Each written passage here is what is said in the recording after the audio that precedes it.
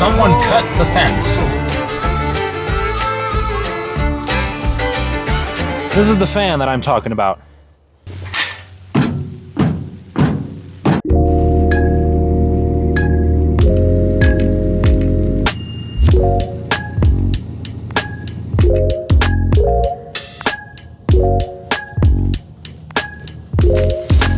Welcome back to another video.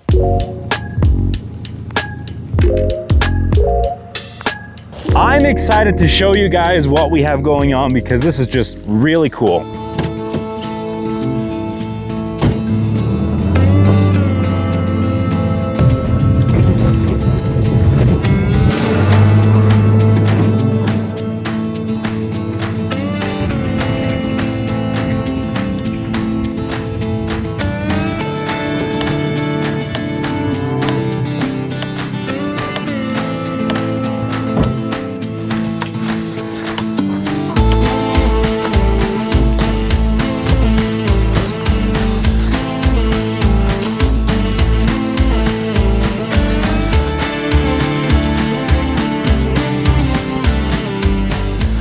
So last video, we went ahead and looked at these cows that I now bought.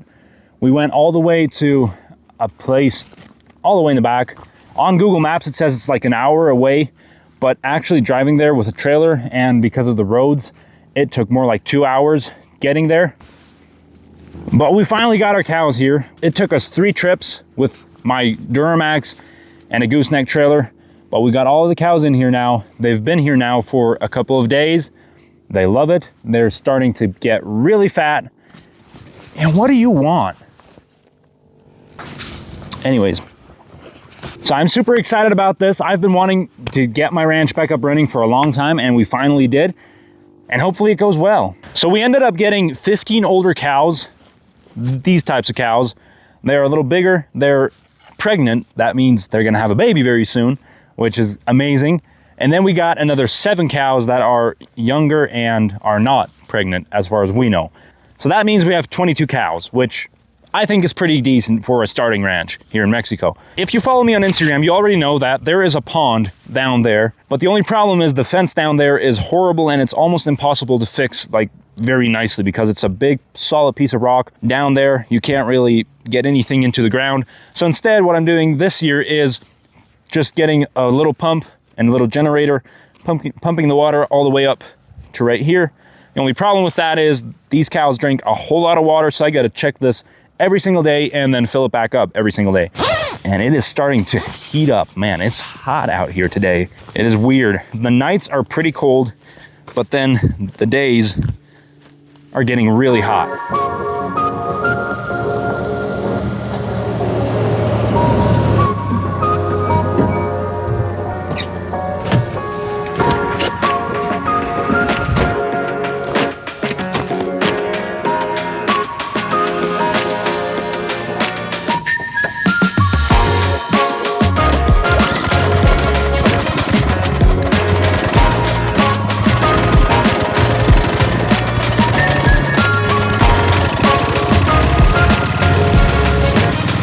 So the way that I'm doing this right now is I've just filled up the gas tank about halfway.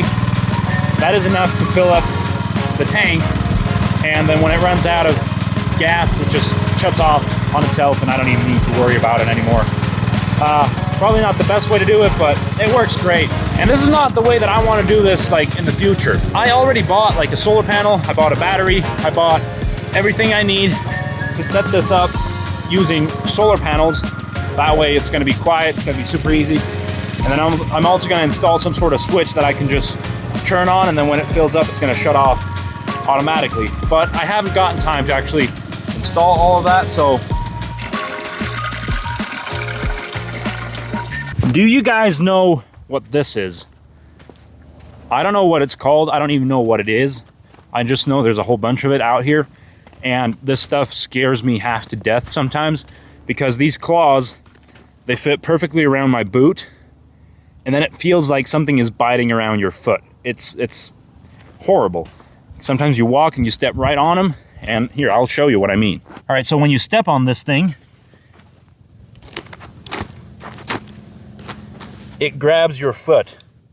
and sometimes it's all the way up here. And so you can't really see what's going on. You just see something around you and you feel that. That is scary. It feels like a rattlesnake is just biting into your foot. So yeah, these things are weird and they're scary, and I don't know what it is, but let me know in the comments. What is this?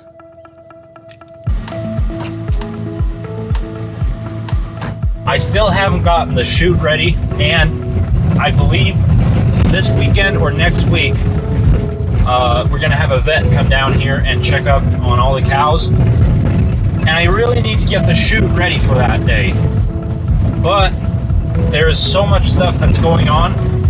Not only am I working on here on the ranch, we also have the apple orchards that I gotta take care of. And my goodness, this road is horrible. So apple orchards, they have a time of rest, I guess you could say, which is the winter time. There's very little to do with the apple trees in the winter time. But now, starting spring, and then throughout the year, the work just keeps getting more and more and more until we start picking the apples. For me, apple trees are super fascinating. It is crazy to me how apple trees work. They have hormones, they have all these different things that happens to them if you don't do the right things. For example, you probably didn't know this, but apple trees can get a sort of cancer. In Spanish, we call it mancha de fuego. And I always say it's kind of like the cancer for apple trees because it starts very small. It starts on a leaf. The leaf starts to dry out and it turns into like a brown dry leaf and it just crunches. But if you leave that and you don't do anything with it, it can go into the branch. And if the tree isn't very strong, if it's a small tree, the whole tree can just dry out and die. If water or humidity enters the flowers, that is where mancha de fuego starts. That's where the cancer starts. But obviously we gotta water the trees. We gotta give them their water. So how do we control watering the trees but not getting water into the flowers? And that is where spraying comes in. A lot of people get really angry when I talk to them about spraying the apple trees because they think what we're doing is actually poisoning the trees or adding all sorts of unnecessary stuff to just make bigger apples to make more money. That's actually not true. A lot of people get angry when I talk about spraying the apple trees. They think that we should leave the trees as they are and not spray anything. But if you think about it, we humans get sick sometimes and then we take medicine, right? Or we go to the doctor and he prescribes us something. That is the same way apple trees work. Apple trees get sick, so we gotta spray them with certain medicine to get them back to full health. That way they can produce the perfect apple. So don't get angry at me if I talk about spraying the apple trees. It is not poison, it is not horrible chemicals that later you get in your food. It's only medicine. And I'm saying all this because I'm gonna go get a couple of things that we need because we don't have everything ready for tonight's spraying. And to spray, we use this machine and then just hook up a tractor in front of it and then it sprays the stuff out right here onto the trees.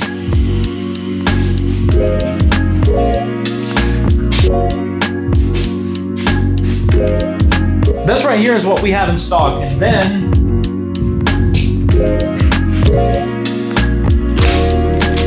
this is what we need to go get. So let's go get this.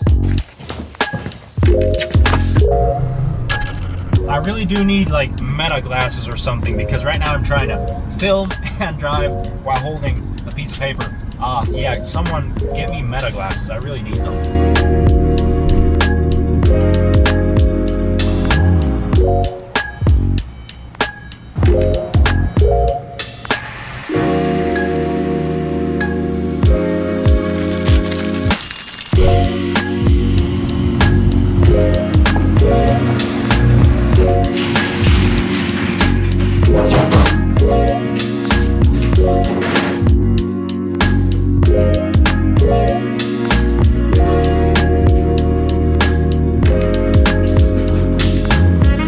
There, that's done. Later, I'm just gonna print out a paper that I put on here so the guys know what to put in each tank, basically like a recipe paper. And they also mark how many tanks each one of those guys sprays out because we pay them for every tank that they spray. So that I will do later. But yeah, we're good to go now. Remember how I talked about how we don't like to water the apple orchards during the day right now because they have these flowers, they're blooming, and if water enters the flowers, that creates like a type of cancer, mancha de fuego in Spanish. Well, we just got rain, which that is even worse than watering the apple trees, because when we're watering, it's only the lower part where the water is spraying. And when it rains, it's the whole tree that is in the water zone. So, yeah, I don't really want rain right now, but we can't control that, and I'm fine with it. The spraying that we're doing tonight is going to help prevent that cancer, the mancha de fuego. Hopefully, at least. Sometimes it doesn't work at all, but at least we can try our best and hopefully prevent that from happening. So right now I'm just waiting for the rain to stop because I can't do much outside in the rain, or I don't want to. And while I wait, let's actually go grab something to drink because I am thirsty.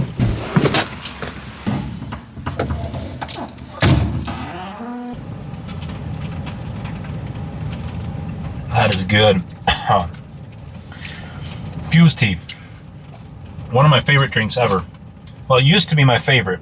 I don't know if anymore, but I still love it. But I only like the durazno flavor. That is peach flavor. That is my favorite.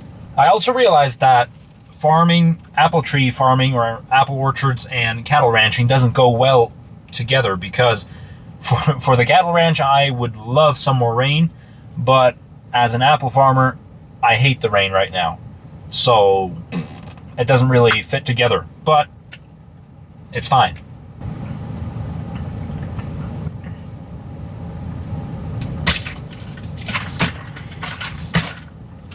Oh, you know what? While we're waiting, let me just tell you all about my apparel company. Why not? I actually got a haircut just before filming this scene. I run my own apparel company. I've done this since 2023. I've done this since 2023, I think. And I've gotten really good at it in a very short amount of time, I would say, because this hat looks absolutely amazing. The t-shirt I'm wearing is one that we did. It's a launch that we did last year. I don't even remember when it was, but it's a... Wait, actually, this is a special edition shirt. This shirt was only sold at Coyote Day. And if you don't know what Coyote Day is, it was a big party, a country party that I threw out here in Mexico. And a bunch of my followers came over to enjoy that day. It was an amazing day. It was crazy. But yeah, this t-shirt was a special edition one. We only sold that at Coyote Day. But now we have a new launch, and we have hoodies, we have new t-shirt, we have 2 types of hats. I was thinking about making these kinds of jackets. The one that I was wearing in the beginning of the video. It's a soft shell jacket, and then with this Aztec pattern. But the people that make these jackets didn't respond anymore to my messages, so nothing happened. But I'm hoping for winter I can actually launch these kinds of jackets. They're absolutely amazing. And hopefully for the winter time I can do a winter launch with these jackets. I would love to. Looks like the rain stopped, so let's grab some tools and then head over out to the fan that we need to repair.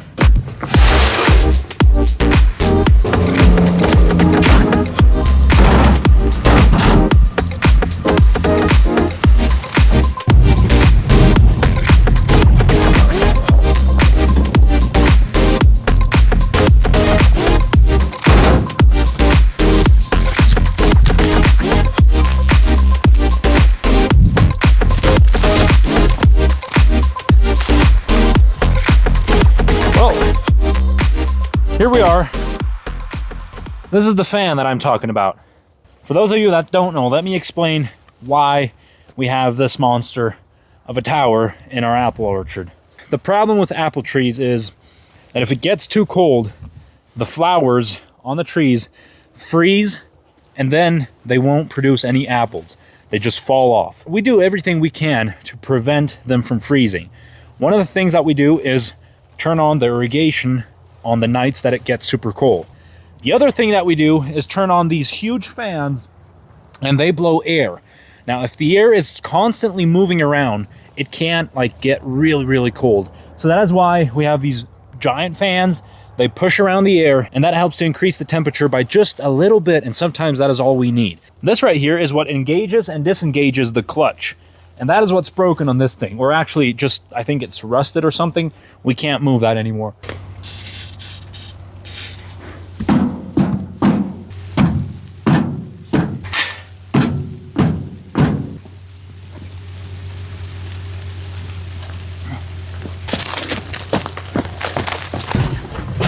The rain is picking up again.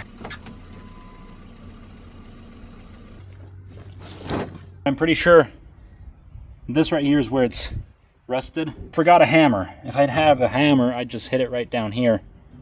Try to whack it loose, but I forgot a hammer. Well, I didn't bring a hammer, but I did have an axe on the truck.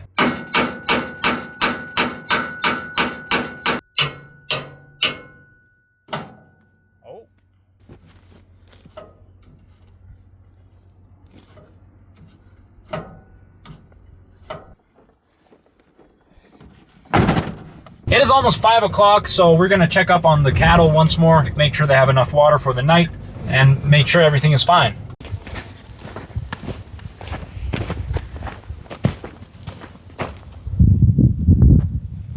I didn't tell you all about yesterday yet. Yesterday was a very interesting day. I came here in the morning to give the cows the water, as usual, and I decided to go all the way to the back of the pasture just to like look at it. The cows don't have access to the whole area. In the previous video, I talked about how I'm going to do a sort of rotational grazing kind of system this year. So they only have access to a part of the pasture. So I went all the way to the back, and I was really surprised when I saw a whole bunch of cows out there. Turns out those cows were the neighbor's cows. And I don't want to say this is what happened, but here's my theory on what might have happened. So I have to explain, my piece of land is connected to a public land, kind of like a public land. There is a little bit of a village nearby, and these people have their cows on a public land right next to my property. The problem is, it is public land, so a lot of these people that live in that village have their cows on that property, on the public land, which means there is almost no pasture on that land. And I'm actually gonna go show you what I mean. Now, because there is way less pasture on that side, on the public land, the cows really want to join my cows here on my land. But it has happened before that someone cut the fence just so they can let their cows into my property. That has happened before, that I find a fence cut from bottom to top, and you can clearly tell it's been cut. Now, yesterday, I don't think that was the case. I went to check out the area where the cows ran through. I took a couple of videos, although I didn't film a whole lot, but I'm pretty sure this time the cows really just pushed through the fence. They snapped the fence and came into my property. So the cows are all the way down there. My guys are up here. I'm actually gonna try to drive down and get them out of here. I don't want to make them run. I hate when cows start running because you can't really control that. I don't have a horse right now. I still need to get a horse because that makes things a lot easier. But right now we're on foot and on quads. The guys have a quad. I have a Ranger.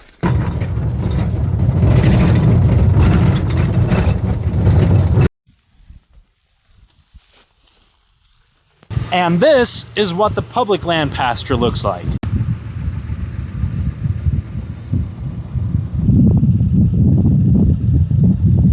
So there's quite a big difference between my pasture and that pasture. And so it does make sense to me that the cows will want to get out of that area to come join my cows here on the nice pasture. But I don't want the neighbor's cows here because, first of all, they break my fence. Second of all, I don't get any money from those cows, so I don't really want to feed them. And third of all, my cows are going to eat all of this later on yet. And especially if we're not going to have a very rainy year, I'm going to need all of this pasture to get my cows through this year. So I really do not want to share any of this with the neighbor's cows. So if it's going to happen more often that the neighbor's cows are on this side of the fence, I am going to set up some sort of trail cameras or security cameras to see if someone is actually cutting through my fence or if the cows are just really, really hungry. But this is the first time that it happened this year. but it has happened before, and I do know that some of those times were definitely cut through by a human. But I guess we'll find out. I'm always like kind of thinking that someone else did it, some guy cut through my fence, but it's not always the case. Like the case of yesterday, I'm pretty sure that was just cows trying to get out, you know, or get in. Oh my goodness. Every now and then I put out like a longer form YouTube video, and it's more entertainment based. It's not a vlogging video. It is just an entertainment video. So definitely go check out those videos on my YouTube channel.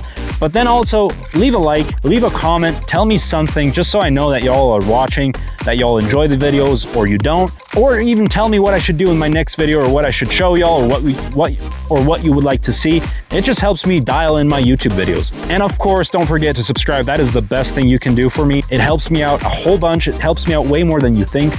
And so yeah, don't forget to subscribe, hit the little bell, that way you get notified when I upload a new video.